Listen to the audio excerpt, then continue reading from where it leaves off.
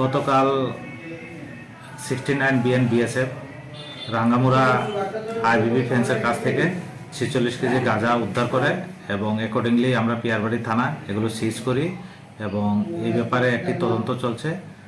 আমরা এর সাথে কে কে জড়িত আছে আমরা এগুলো বের করব। গতকাল মধ্যরাতে আমাদের কাছে গোপন সংবাদের একটি খবর আসে যে রাধানগর একটি বাড়িতে প্রচুর পরিমাণে অবৈধ মদ মজুদ আছে। সেই মোতাবেক আমরা পিয়ারবাড়ি থানার স্টাফ ওই জায়গাতে রেড করি এবং মানিক সরকার নামে একজন বাড়ি থেকে আমরা 64 বোতল বিদেশি মদ উদ্ধার করি। এই ব্যাপারে একটি ইনকোয়ারি চলছে এবং এটা আমরা কে কে এর সাথে জড়িত আছে এগুলো আমরা বের করব। चल मैं कर देता ठीक है इधर